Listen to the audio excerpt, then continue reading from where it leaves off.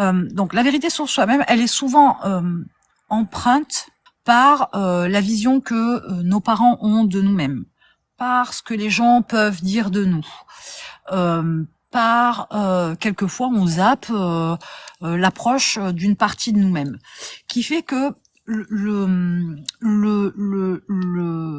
la vision qu'on a de nous-mêmes fait qu'on peut effectivement trouver des vérités qui sont des vraies vérités et des vérités qui on les avait pas vues et la perception de ces vérités-là peuvent nous faire du mal dans la prise de conscience, peuvent nous déstabiliser, peuvent nous effrayer. Alors là, je pense notamment, pour faire une parenthèse, je pense surtout à la découverte de sa partie sombre, parce qu'on a tous une partie éclairée, une partie sombre, et que cette partie sombre-là, c'est un truc qui nous déstabilise, qui peut nous faire peur, etc. Alors, je vais pousser un truc un peu loin, mais des envies de meurtre, je vais être très claire, des envies d'agression, de viol, des envies de torture, des envies... je fais large, hein, je ratisse super large. Ou des envies de vivre des situations un peu violentes, brutales, etc. Ce sont des trucs, on se dit, putain, mais non, je suis pas méchant, je peux pas avoir ce genre de pensée. Sauf que ça fait partie de nous. Ça c'est un peu, c'est un peu le truc, les envies de suicide et tout, c'est des trucs, on n'en parle jamais, et ça aussi c'est dommage. On en parle qu'avec le psy, entre guillemets, façon de parler, mais c'est des trucs dont on parle pas, que tout le monde rêve de ce genre de truc un peu zarbe, que tout le monde a rêvé à un moment donné. Qui, en tant qu'enfant ou adolescent, qui n'a jamais rêvé qu'à un moment donné, il était abandonné par ses parents et qui s'est réveillé avec cette angoisse dans la gorge, cette boule à l'estomac, cette contraction du corps, parce qu'il avait rêvé que ses parents l'abandonnaient. On a tous vécu. Enfin, je pense qu'il y a aucun enfant qui a jamais vécu, enfin qui a pas eu cauchemar de l'abandon de ses parents ou du décès de ses parents. Mais cette part d'ombre, c'est cauchemar chez les enfants, sauf qu'après, avec les adultes, face à la trappe, quoi, complet. Donc ça, c'est un peu... accepter sa part d'ombre, c'est pas facile.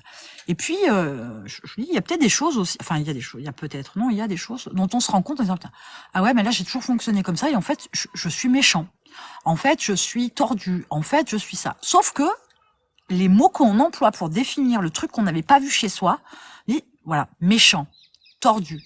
Et une fois de plus, c'est une connotation négative. Si finalement, on allait jusqu'au bout en se disant, ok, j'ai un comportement qui ne convient pas aux autres. J'ai un comportement qui est défini par les autres comme étant méchant ou comme étant tordu.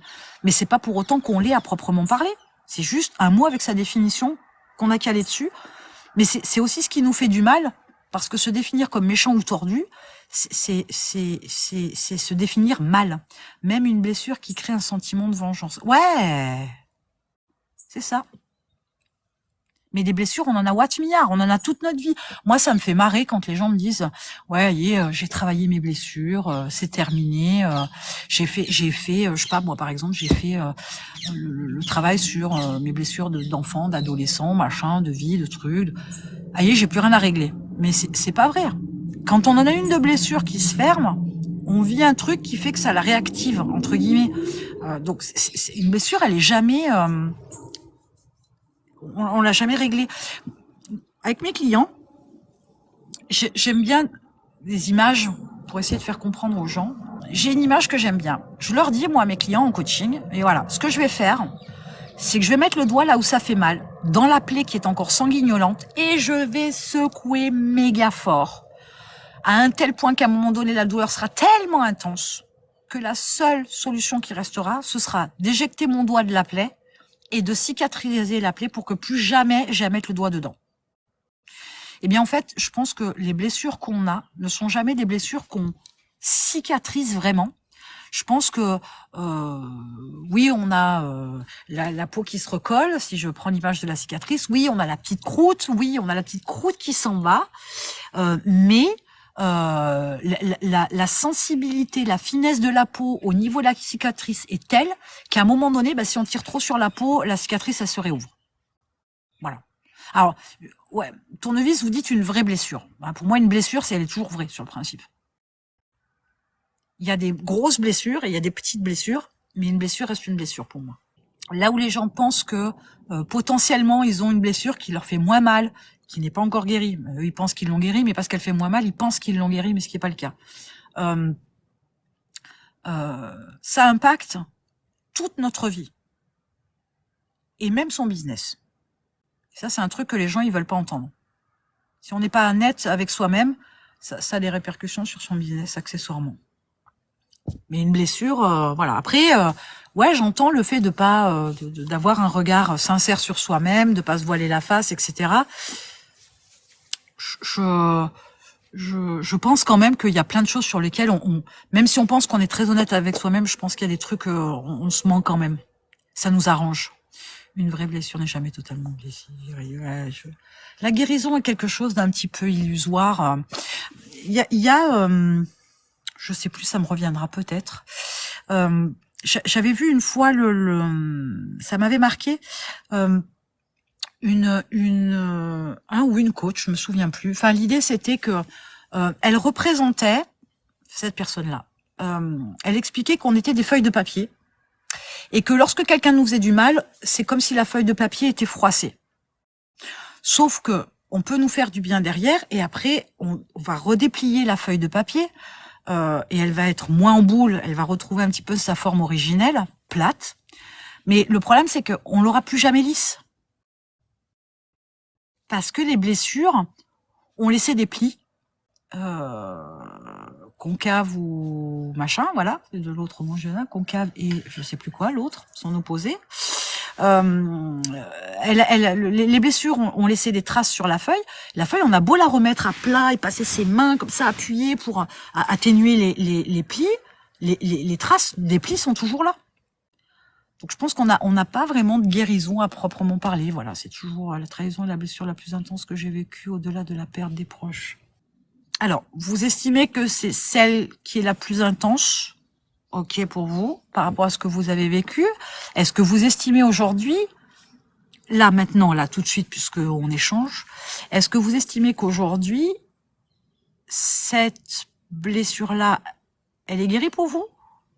Et oui, ça fait mal, parce que quand d'un coup on se dit, mais j'ai été amoché par Pierre, Paul, Jacques qui m'ont fait du mal, et le résultat, c'est qu'aujourd'hui, je suis ce que je suis, avec mes craintes, avec mes appréhensions, avec mes retenues, etc., et accessoirement avec la blessure derrière de trahison, je n'ai vécu qu'en fonction de ce que de ces espèces de crétins, de machins, de trucs ont fait sans prendre conscience du mal qu'ils m'ont fait. C'est là où il faut être vachement fort et avoir ce recul-là de se dire, ok, ils ont fait ce qu'ils ont fait, ils avaient à faire et à me dire. Sauf que moi, j'ai pris les choses à titre personnel, alors qu'ils ne faisaient que donner leur avis. Ils ne faisaient que faire des choix qui ne concernaient qu'eux. Et je l'ai pris pour moi et je me suis fait ravager la feuille. Ouais, je me fais rire. C'est pas le sujet est pas drôle, mais je me fais rire toute seule. C'est le coup de ravager la feuille qui me fait rire. Sauf que si vous arrivez à prendre de la hauteur et à prendre ce recul-là, vous allez vous apercevoir que vous allez pouvoir, entre guillemets, retrouver une feuille lisse. Je parle en connaissance de cause. Votre feuille, elle peut redevenir, entre guillemets, à nouveau lisse. Les choses ne seront plus jamais pareilles et pourtant je l'aimerais. Ouais, mais ça, si je voulais être un petit peu secouante, ça, c'est une croyance que vous vous mettez dans la tête. Ça, c'est une croyance que vous vous mettez dans la tête dès l'instant où vous pensez que les choses ne seront plus jamais pareilles et pourtant j'aimerais. Si vous aimeriez travailler pour, et vous pourriez à un moment donné avoir ce recul qui fera que vous n'en voudrez plus à ces personnes, vous n'aurez plus de colère vis-à-vis de ça, et vous vous sentirez en pleine plénitude, en pleine complétude avec vous-même. Génial. Vous travaillez dessus tout seul ou avec un psy, accessoirement, ou quelqu'un qui vous aide. Travailler dessus, c'est bien, mais pas tout seul. Conseil, pas tout seul. Les psys sont incompétents. Waouh, croyance.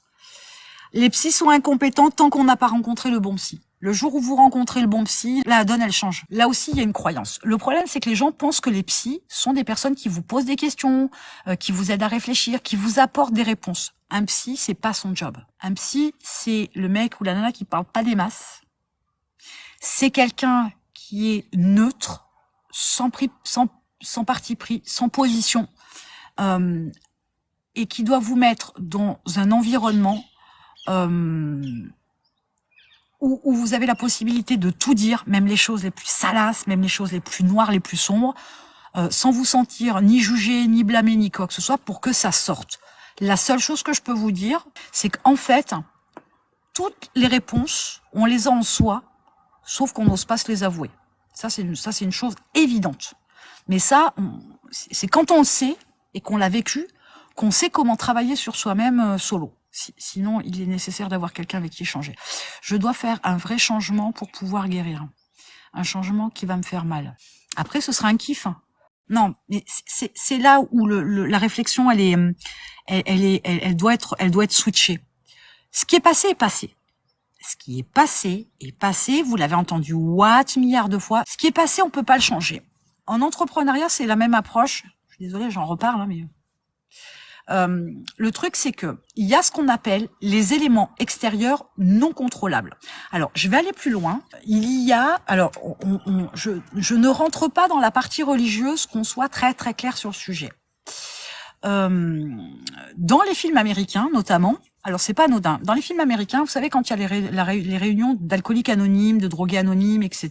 Voilà, il y a ce que souvent on entend parler, la prière de sérénité. La prière de sérénité, c'est pas un truc de fou. Et moi, je me la mets en piqûre de rappel aussi. J'aime beaucoup. Ça a été. Alors, je suis allée sur Wikipédia pour vous donner les détails exacts. Hein. Donc, c'est un texte rédigé par un théologien américain, Reynold Niebuhr. Enfin, il a un nom à coucher dehors avec un ticket de logement. Lui, il est né entre 1892 et 1971. Donc il a écrit ce texte au cours des années 30, 1930. Cette prière, elle dit, alors je la répète mot à mot. Mon Dieu, donne-moi la sérénité d'accepter toutes les choses que je ne peux pas changer, que je ne peux changer. Donne-moi le courage de changer les choses que je peux changer et la sagesse d'en connaître la différence. Donc ça, c'est juste le premier paragraphe de cette prière-là. Sortons du contexte religieux. L'idée, c'est quoi? Accepter les choses que je ne peux changer. Donc, je parlais juste avant des éléments extérieurs non contrôlables, sur lesquels on ne peut pas. La météo, moi, quand j'entends les gens, il pleut, machin, c'est la loose, il neige, il fait gris, il fait froid. Et alors, le problème, ça sert à quoi de grogner? Grogner prend beaucoup d'énergie, et le temps, il est ce qu'il est, élément extérieur non contrôlable. Ça sert à rien de grogner. Au contraire, c'est l'occasion de regarder les choses avec un angle plus jovial, positif, etc. Mais ça, c'est un mindset, ça prend, c'est pas un truc qui demande de l'énergie. Bon. Donc, ce qui s'est passé dans votre vie, ce qui est passé est passé. Que vous ayez été violenté, agressé, violé, battu, tout ce que vous voulez, je sais que ça fait pas plaisir de l'entendre, mais aïe, c'est passé, c'est fini. Et je vous dirais même, vous êtes un guerrier, vous êtes un survivor, vous êtes un killer, dans le bon sens du terme. Hein. Pourquoi? Parce que aujourd'hui vous êtes en vie, vous avez survécu à ça. Vous n'en êtes pas mort. Blessé, oui. Mort, non. Et c'est un privilège. Qu'on soit très clair. C'est un privilège d'avoir souffert. Ça donne une niaque. Ça donne un instinct de survie décuplé. Ça donne une volonté face à certaines épreuves de dingue. Ça permet aussi de subir certains coups du sort de la vie, etc., avec plus d'aisance et de facilité. C'est une vraie chance que d'en avoir bavé dans la vie. Faut au lieu de se plaindre, c'est pas mon église ça. Voilà, les choses qui sont arrivées, on n'y peut rien. D'en avoir bavé, pour moi, c'est une arme de destruction massive face à la vie, face aux cons, face aux crétins, aux connes aussi accessoirement, enfin peu importe les genres. C'est un bienfait. Sauf que c'est un bienfait dès l'instant où vous êtes capable de comprendre que, donc, ce qui est fait, on peut pas le changer, on peut pas le modifier. Ce que vous pouvez modifier, c'est de changer votre perception des choses. Hein, donne-moi le courage de changer les choses que je peux changer. C'est changer votre état d'esprit, mindset pour le côté business. L'idée, c'est quoi? J'ai plein de petites images, hein, une fois de plus encore. C'est, imaginez-vous des jumeaux sur la plage et une vague qui déferle. Le premier enfant, le premier jumeau, il est avalé, tout comme le deuxième d'ailleurs, mais il boit la tasse, il a de l'eau salée dans les yeux qui piquent, dans les oreilles, il aime pas ça. Il sort de la vague, il pleure sa mère, sa grand-mère, sa sœur, sa cousine et tout. Il nous fait un caprice et tout. Il est malheureux. Enfin, le monde s'est abattu sur lui. Par contre, le deuxième, il sort de la vague. Yes, c'était trop la classe, encore. Et lui, il leur demande, il a le sourire banane. Autrement dit, pour le même événement, il y a des manières de voir les choses différemment. Votre travail, il doit s'effectuer déjà par ça. C'est-à-dire que ce qui est fait, on peut plus le changer. Par contre, ce que vous pouvez changer, c'est votre manière de vivre les choses, de peut-être votre haine, ou je sais pas, ou votre vengeance, hein, vous le disiez tout à l'heure, vis-à-vis des personnes qui vous ont fait du mal, c'est vous débarrasser de ça. C'est un choix que vous pouvez faire, c'est une liberté que vous avez, c'est de regarder les choses sous un autre angle. Je sais que c'est pas facile, que c'est facile à dire, pas facile à faire. C'est un parcours, une fois de plus, que j'ai aussi vécu. Je sais que c'est pas simple. Mais quand vous en êtes arrivé à un stade où vous n'en voulez plus à la personne qui vous a fait du mal, et je vais même vous dire mieux, où vous n'y penserez même plus. Vous n'y penserez même plus. Ni à ce que vous avez, au mal que vous avez vécu, dans vos tripes, hein, dans vos mains, ni à la personne qui vous a fait du mal. Quand vous en êtes arrivé là, vous êtes the winner. Vous êtes le gagnant. Parce que vous avez choisi que ça, ce que vous avez vécu, ce qu'on vous a fait, vous choisissez de ne pas faire rentrer ça dans votre vie au point que ça impacte votre bien-être, votre bonheur, vos choix, votre envie de vivre, de partager, etc., de créer une famille, enfin, ça peut aller très très loin. Le psy, il n'est pas là pour changer quoi que ce soit. Le psy, il est là pour vous mettre, je vous dis, dans un environnement sécure, où vous vous sentez ni jugé, ni critiqué, ni quoi que ce soit, de mettre le doigt là où ça fait mal pour faire ressortir des choses, pour vous faire mettre le doigt sur des pensées que vous avez eues qui doivent être approfondies, etc. Mais en aucun cas, il ne vous donne des réponses. Et les gens pensent toujours que quand on va chez un psy, le psy, il va vous écouter, entre guillemets, j'exagère, hein, mais 3-4 heures, et qu'au bout de 3-4 heures, il va vous filer la solution, et hop, hop, hop, ça va être réglé comme ça. Faut arrêter. Le développement personnel, se trouver, c'est déjà un travail de longue haleine. Se développer, c'est un travail de longue haleine. On fait ça toute notre vie. Il y a des gens qui en font plus que d'autres et il y en a qui font pas ça. Mais peu importe. Mais le psy, c'est pas celui qui a les réponses. Le psy, il est juste capable de voir certains trucs, de mettre le doigt là, de secouer, ou de soulever certaines pierres pour que vous puissiez voir ce qu'il y a dessous, pour vous amener à des réflexions, mais qui sont dans votre libre arbitre. Si vous partez dans l'idée effectivement que le psy, bah, c'est des incompétents, ok, c'est parce que vous cherchez la solution chez le psy, mais le psy, c'est pas la solution. C'est pas lui qui a les solutions, c'est pas lui qui a les clés. Les clés, elles sont en vous. Oui, mais c'est pas fini. Ah ouais, mais c'est jamais fini, ça s'arrête jamais. Mais il y a un moment donné, je vous le dis, à un moment donné, vous arriverez à un stade où vous ne penserez plus à la douleur vécue, ni dans vos pensées, ni dans vos tripes. Vous pourrez aborder le sujet sans que ça vous perturbe, et surtout, vous ne penserez plus aux personnes qui vous ont fait du mal, ni en termes de vengeance, ni en termes de colère, ni en termes de rien du tout. Vous aurez pris une telle hauteur, et quelque part, félicitez-vous d'avoir pris entre guillemets une revanche sur eux. C'est que vous leur avez pas laissé le pouvoir de vous défoncer toute votre vie. Voilà. Je dois faire un choix à contre-cœur. Eh ben allez-y, faites le choix à contre-cœur, mais faites-le. Si ça doit vous faire du bien, tant pis. Alors, comment tu définis la notion de blessure morale? C'est quoi, selon toi, un souvenir autre? Non. La blessure morale, on est sur un souvenir dans la mesure où il y a quand même une réalité au départ. Mais la blessure morale, c'est quelque chose qui fait que des années après, quand on remet le doigt dessus, ça fait mal. Voilà, donc les blessures, elles sont... mais même quelque part, au final, une blessure physique est une blessure morale. La douleur que ça a généré, il y a forcément de l'humiliation, il y a forcément du rejet, il y a forcément on a été dénigré, on a été rabaissé, ça reste moral. Une cicatrice sur le corps, c'est que dalle. c'est que dalle. Celle de l'âme, celle de l'esprit, celle de l'amour, tout ça, ça marque ça trouble une vie. La cicatrice, moi j'en ai une là par exemple qui est un peu voyante, que j'ai depuis 40 40 années, et elle est là, et j'en ai d'autres de cicatrices, et après on les oublie. Mais là, l'empreinte dans le cerveau, entre guillemets, waouh. D'abord, je vais vous remercier quand même, parce que je pense que vous vous êtes un peu dévoilé, et je vous remercie de la confiance que vous m'accordez, aux autres aussi accessoirement, mais au moins à moi de me dévoiler un petit peu ce qui vous chagrine, ce qui vous tourmente. Donc j'apprécie, hein, je vous remercie pour ça. Après, 3 ans que vous êtes blessé. Donc je vais faire un parallèle. Si je me gourre, vous avez le droit de me remettre dans le droit chemin, ou rectifier le tir. Je suppose, puisque vous avez parlé de blessures morales et sentimentales, je vais supposer que vous avez été plaqué il y a 3 ans. Je vais supposer, du moins que votre histoire de cœur s'est arrêtée. Je vais supposer, puisqu'on est sur la blessure de trahison, qu'il y a eu de l'infidélité dans l'air. 1 an à essayer de guérir. Ok. Bonne nouvelle, vous faites une bonne démarche, accessoirement.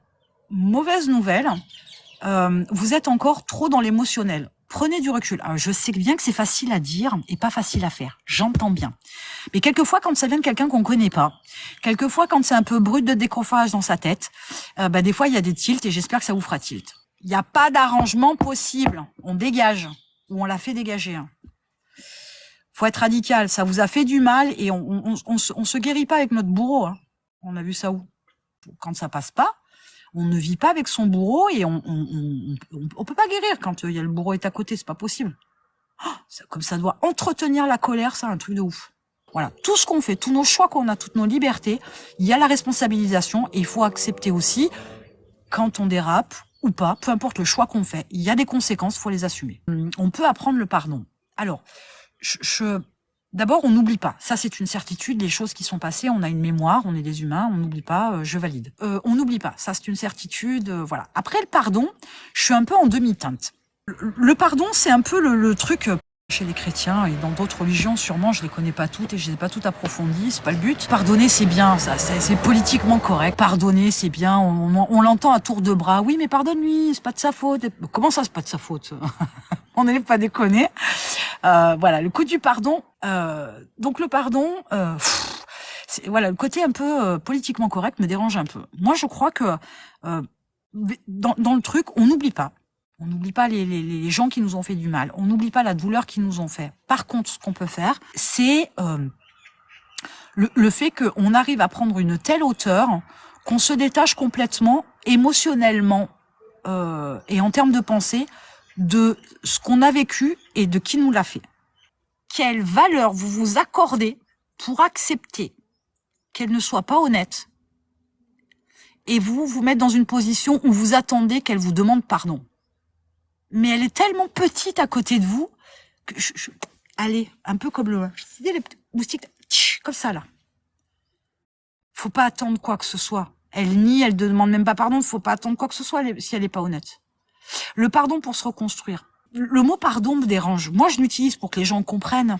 Mais moi, je pense que c'est même plus du pardon, c'est de l'indifférence. Voilà.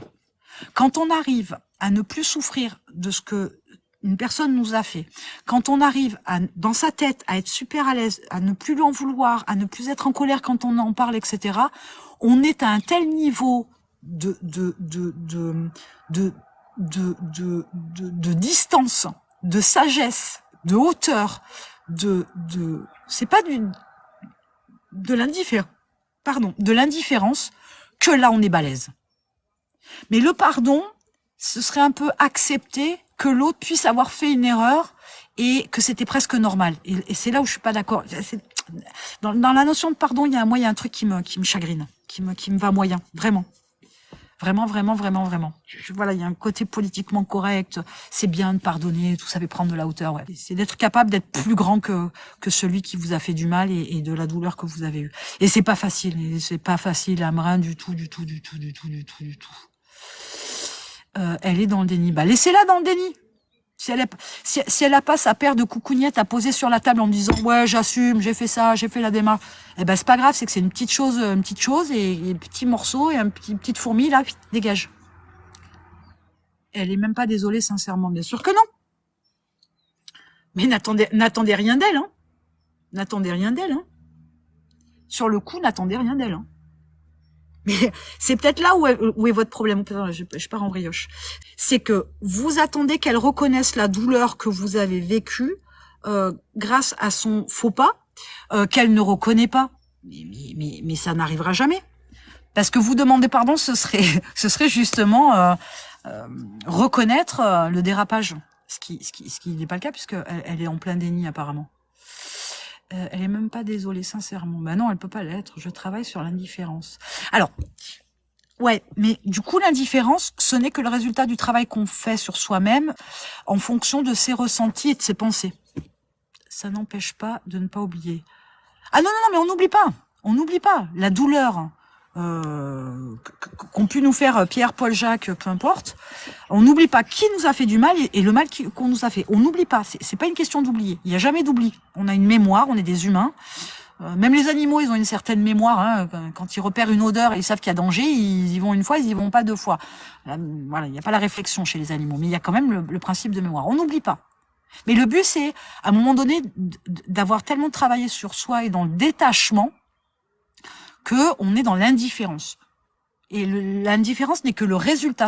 On ne veut pas être indifférent. On veut travailler à switcher son cerveau pour voir les choses sous un autre angle. Rappelez-vous les jumeaux et la vague. À voir les choses sous un autre angle pour qu'on puisse, à un moment donné, se dire, mais même pas mal, quoi. Vous demandez pardon. Ce serait, je vous dis, de valider le fait qu'elle ait fait la démarche.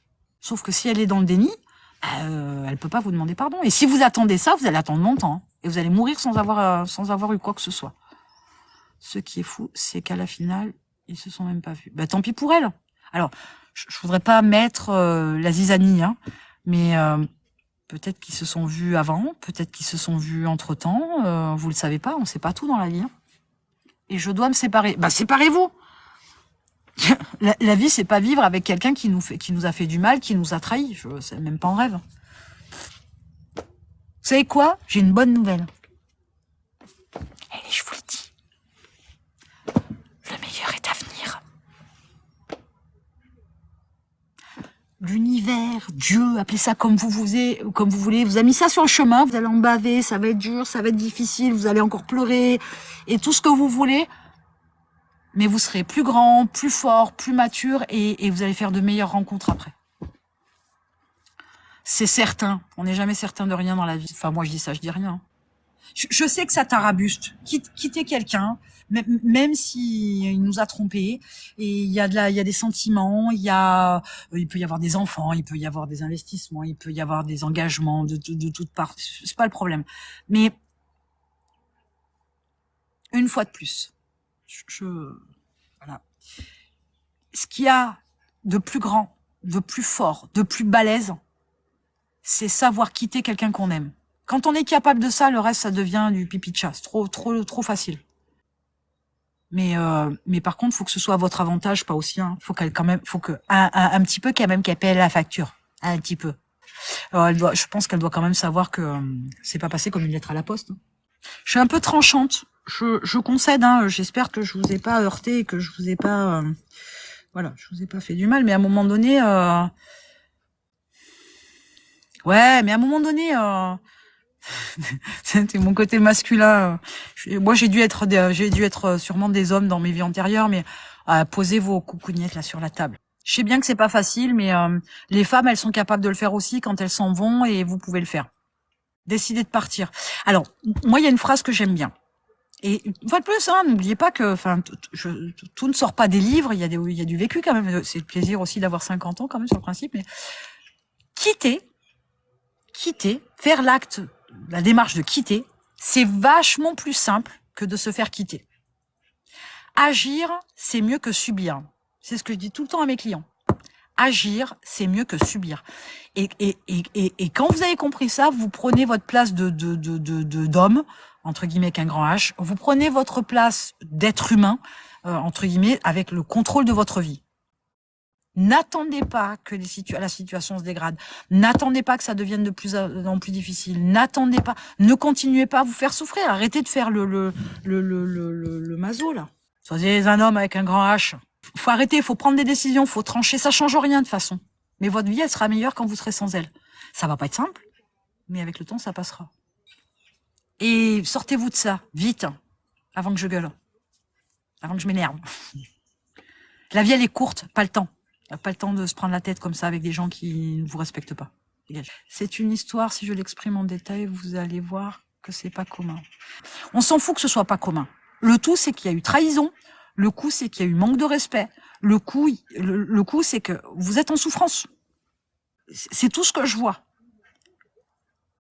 Pas commun, ça veut dire aussi quelque part essayer de me donner des excuses qui expliqueraient que non, non, non. Alors, il y a des mots comme ça, une fois de plus, hein, je pense que vous avez bien compris. Il y a des mots que j'aime pas. Difficulté, problème, complication, tout ça, c'est des mots qui ont une connotation négative qui font que dans notre tête, déjà, ça le fait pas.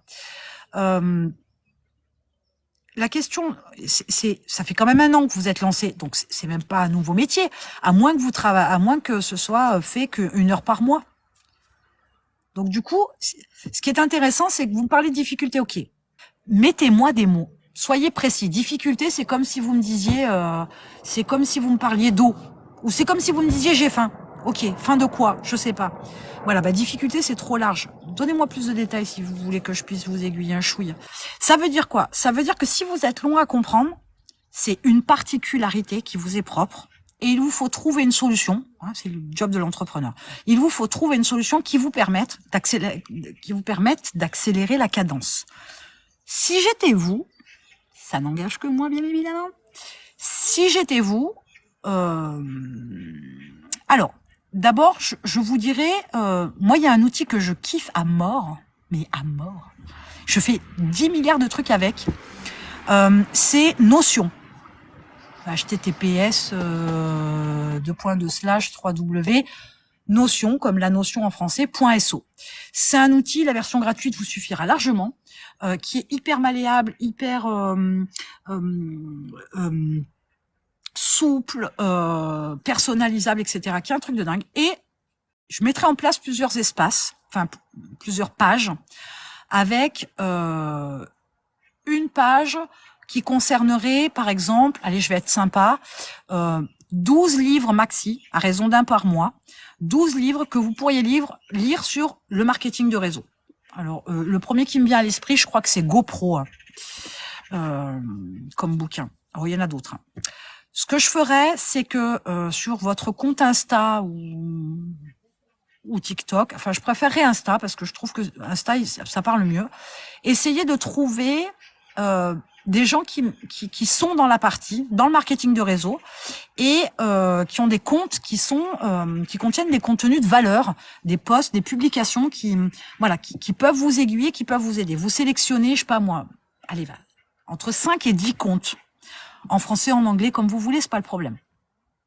Donc, ce qui va vous permettre, en les consultant tous les jours, d'avoir accès donc à leurs nouvelles publications et de avoir une approche de rabâchage.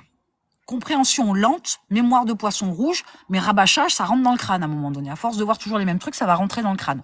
Donc ça, c'est une approche qui va vous permettre de mieux intégrer les différentes notions.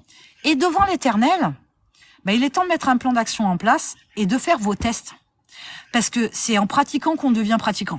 Si je fais un raccourci une fois de plus, hein. Ça veut dire qu'aujourd'hui, vous avez peut-être, je dis bien, une activité qui vous plaît. Je peux supposer que si vous faites ça depuis 3 ans, c'est que ça doit quand même un peu vous plaire. J'en déduis que vous passez beaucoup de temps à faire l'administratif. Et donc, que par ricochet, c'est pas super rentable, effectivement, parce que vous n'avez pas beaucoup de réseau. Donc, petite piste. Première des choses, il y a toujours moyen de pouvoir se faciliter la vie au niveau de l'administratif, parce que ça peut pas être que des trucs écrits à la main. Donc, alors je connais pas tous les détails, etc., mais peut-être que vous pourriez avoir, par exemple, un questionnaire, au lieu de le faire à la main et un papier à l'ancienne, de le faire, par exemple, avec un formulaire en ligne. Ce serait, par exemple, Google Forms. Hein, c'est un outil gratuit, par exemple. Il y en a d'autres, il y a Survey, il y en a plein d'autres, mais ça pourrait vous faire gagner du temps. Après, il y a moyen, avec des outils comme Google Sheet, donc c'est la version Excel, entre guillemets, de Google, c'est en ligne. Et avec un outil comme Make, make.com, qui est un outil d'automatisation, il y a peut-être moyen de pouvoir pré-remplir certains documents ou même d'envoyer certains emails automatiquement plutôt que de les faire à la main. Comme je suis curieuse par nature et que j'aime explorer l'esprit humain, j'aime aussi des choses un peu décalées. Enfin, j'aime, façon de dire, je suis intriguée. 40 ans, voilà, c'est le milieu de vie. On a passé 20 ans avec nos parents, on a vécu 20 ans à essayer d'être un adulte, de trouver des trucs, de fonder une famille et tout machin. Il reste encore 40. Sur les 40 qui restent, on va la jouer sympa, on va dire qu'il vous en reste 30, 35, à peu près en bon état de faire des trucs. Donc maintenant, il faut vous bouger le trognon de pomme. Si vous aviez perdu votre confiance en vous, faut y aller. Mais est-ce que vous avez au moins retrouvé votre confiance en vous? Le tout, c'est que fallait la retrouver, oui, mais est-ce que vous l'avez trouvée? Et ce serait bien. L'incarta du tout. Oui, je fais des choses qui me semblent impossibles avant. Ouais, génial. Génial. La confiance en soi, je pense que c'est un truc qu'on a à la naissance. Je pense que c'est inné, c'est un truc qu'on a en nous, mais je pense que c'est les événements, enfin les parents bien évidemment, hein, et les événements frais de la vie qui font qu'on le perd en cours de route.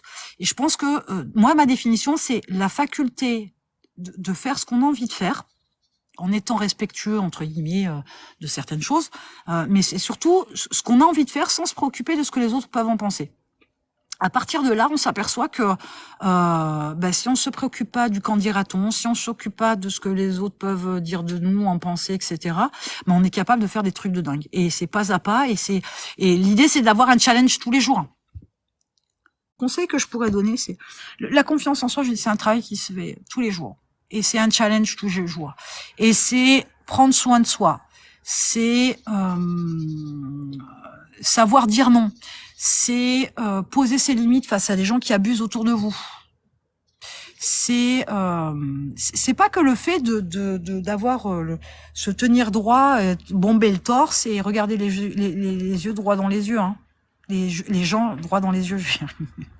Créer l'habitude, là aussi ça me chagrine, parce que pour moi la confiance en soi c'est un ressenti, c'est pas une habitude. Oui. Prendre l'habitude de prendre soin de vous, entre guillemets, oui. Alors, je donne un exemple. Avoir cette routine, c'est un exemple, hein, avoir cette routine de prendre sa douche, comme tous les jours, hein, j'entends bien, mais de se bichonner, de se dorloter, de se mettre une petite crème sur son visage, même si on est un homme, hein, se raser de près, se mettre du parfum, ne pas traîner en boubou à la maison, voilà, en survêt, en claquette, machin, s'apprêter, s'habiller, ça c'est une habitude. Prendre soin de soi, c'est une habitude. Mais la confiance en soi, pour moi, c'est plus un ressenti qui fait que on est à l'aise partout où on va, on rentre dans une pièce, on ne voit que nous parce qu'on est tellement détendu avec soi-même, on est tellement aligné, on est tellement en confiance qu'il n'y a rien qui nous fait baisser les yeux, ni nous voûter, ni tourner du regard. Ça passe par attention, voilà, les petites habitudes c'est bien, sauf que vous pourriez avoir 10 milliards d'habitudes et si ça vous fait pas, s'il n'y a pas le ressenti de la confiance en soi, ça le fait pas. Concernant les habitudes, avec Notion, hein, l'outil que dont je parlais tout à l'heure. Donc je disais, avec Notion, c'est un super outil. On y fait des trucs de dingue. Faites-vous un tracker d'habitudes. C'est bien ça, quand on veut mettre une nouvelle habitude en place, faites-vous un tracker d'habitude avec Notion. Il y a plein d'exemples de templates tout prêts, gratuits. Après, vous n'avez plus qu'à personnaliser, mais il y a moyen d'avoir ça comme outil pour pouvoir se suivre. Et moi, j'en ai un tracker d'habitude. Alors, je l'utilise avec plusieurs approches. Il y a mes habitudes de base, entre guillemets, euh, quotidiennes. Alors j'ai tout un tas d'habitudes, hein, mais l'idée c'est pas d'avoir une liste comme ça d'habitudes. L'idée c'est juste que je veux m'y tenir et je veux être capable d'évaluer à quel moment donné, enfin à quel moment du moins, c'est pas très joli, à un moment donné, donc à quel moment j'estime que cette habitude-là n'est plus une habitude, entre guillemets, que je maîtrise, que je contrôle, mais c'est quelque chose que j'ai intégré à ma routine, j'ai intégré à mon mode de fonctionnement, ça fait partie de moi. Donc ça, c'est important. Alors, le coup des 21 jours, faut arrêter. Une habitude, c'est pas 21 jours. Plus l'habitude demande des efforts, plus elle mettra du temps à s'intégrer. Voilà. Après, il y a des choses qui sont hors de notre contrôle, entre guillemets, dans la mesure où il y a des habitudes qui sont implantées au mauvais moment. Et ça va vous prendre aussi beaucoup de temps. Il y a des fois implémenter trop de nouvelles habitudes, c'est pas bon.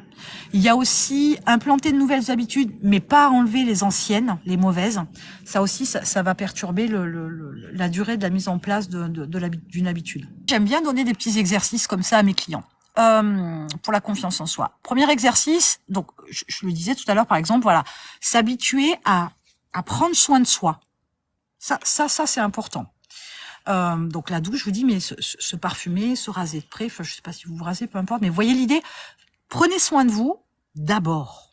Ça c'est une bonne habitude à prendre.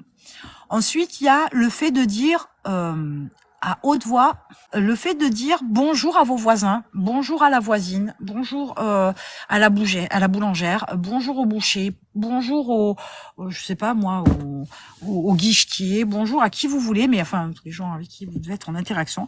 Dites bonjour en les regardant les gens droit dans les yeux et à haute voix, voire même pourquoi pas leur dire leur demander comment ils vont. Bon, attention, il y en a à qui on dit comment ça va, c'est comme si vous aviez mis 5 balles dans la machine.